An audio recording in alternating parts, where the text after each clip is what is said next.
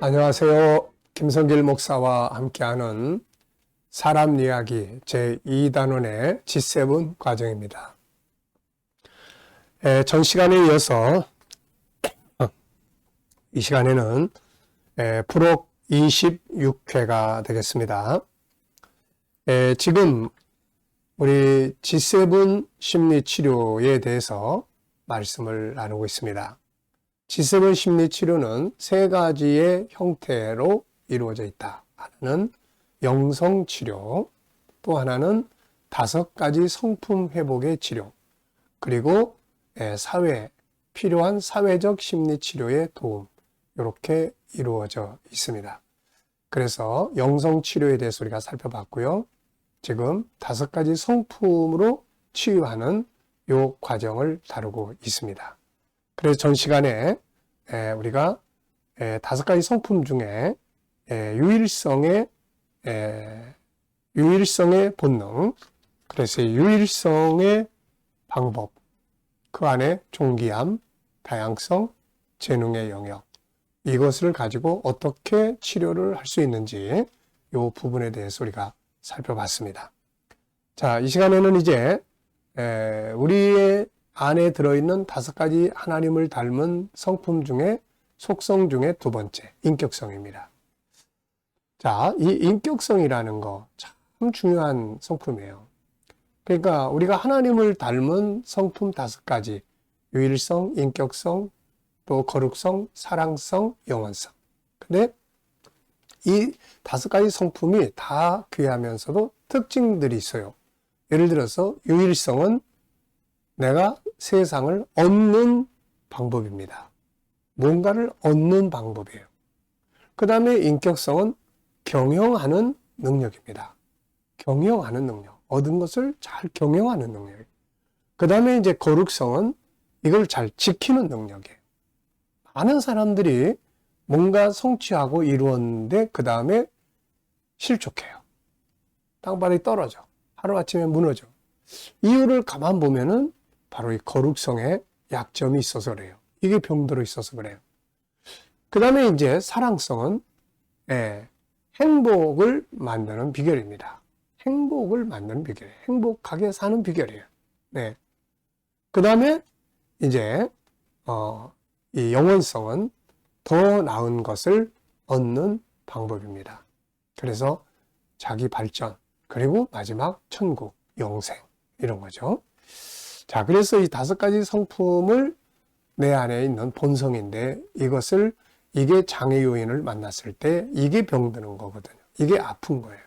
그래서 이걸 다시 회복해 주는 것이 치료의 방법이다 하는 겁니다. 자, 인격성 안에는 3가지의 기능이 들어있어요. 하나는 생각의 기능이에요. 생각의 기능. 이 생각. 근데 이 생각이 병들면, 이게 생각이 병이 들면은 항상 부정적으로 흘러요. 그리고 항상 왜곡해요. 어떤 사건을 바라봐도 안 좋게, 안 좋은 쪽으로 해석을 하고, 또 생각하는 것 자체를 싫어해요. 그래서 기계적으로 사람이 살게 되고, 그러면 당연히 기계적으로 살면 재미가 없죠. 삶의 의미도 없게 되고. 자, 그래서 여기서는 이제 생각을 얼마나 하고 사는지, 주로 어떤 생각을 하고 사는지, 생각에 대한 설명, 생각하는 방법, 훈련하기, 또 생각 전환하기. 이 생각이라는 건요, 성경에서는 잠언 4장 13절에서 무릇 지킬 만한 것은 내 마음이다. 생각을 시키라는 거예요. 생명이 여기서 난다. 왜 그러냐면은 통계학적으로 나온 내용이 뭐냐면은 사람은 하루에 5만 개에서 6만 개의 생각을 한다고 하죠. 근데 이 중에서 75%는 부정적으로 생각을 한다는 겁니다. 그러니까 우리가 내 생각을 내가 컨트롤하지 않고 그냥 흘러가는 대로 내버려 두면 긍정적인 생각보다 부정적인 생각을 훨씬 더 많이 하게 된다는 거예요. 그렇기 때문에 이 생각을 내가 잘 다스려야 됩니다. 그래서 생각이 병들어서 심리적 질병을 앓는 사람들이 많이 있어요. 같은 사건인데 어떤 사람은 그걸 새롭게 출발하는 동기로 삼아, 어떤 사람은 그것 때문에 마음의 병을 알아. 차이가 뭐예요? 사건은 같은 사건인데 그것을 바라보는 생각이 서로 다른 거예요. 생각이 다른 겁니다. 해석이 다른 거예요. 요셉이 형제들에게 팔려서 갔는데, 노예로 갔는데 요셉은 성공합니다. 이유가 뭐냐면은 그 속에 담겨져 있는 하나님의 뜻을 보는 이 생각을 가는 거죠.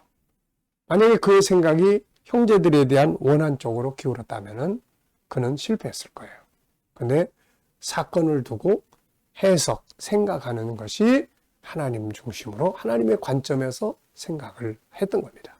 그러니까 생각을 어떻게 하느냐가 인생의 성공을 만들어요. 사람은 생각하는 만큼만 살게 돼 있습니다. 그래서 이 인격성의 생각의 기능을 들어보고 이 사람의 생각이 좀 왜곡돼 있다든지 자꾸 부정적으로만 본다든지 생각을 전혀 안 하고 산다든지 뭔가 발전적인 생각이 없이 산다든지 이런 것들이 있으면은 그것 때문에 아픈 마음이 발생을 했다면 그런 생각을 바르게 하는 방법들을 통해서 치유해 가는 거죠.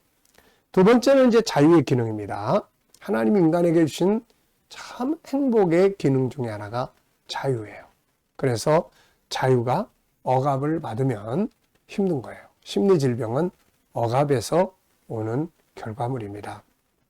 그래서 이 사람이 지금 무엇에 억압을 받고 있는지, 자기 스스로 억압하고 있는지, 다른 사람으로부터 혹은 지난날 어떤 받았던 상처들로 인해서 계속 억압을 받고 있는지, 현실적인 염려와 근심, 경제, 기타 어떤 일을 통해서 억압을 받고 있는지, 그렇다면은 억압에서 자유하게 하는 방법들이 무엇인지 다 분석하고 그래서 그 억압에서 자유하게 하는 환경의 변화, 언어의 변화, 생각의 변화 이런 것들을 이제 만들어 가는 거죠.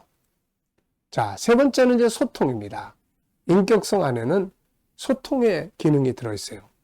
저 사람하고 나하고 서로 자유인이기 때문에 그 자유를 자유인끼리 어떻게 이렇게 소통을 해야 되는지, 그래서 소통의 기능이 망가져 있으면 소통을 잘 못합니다.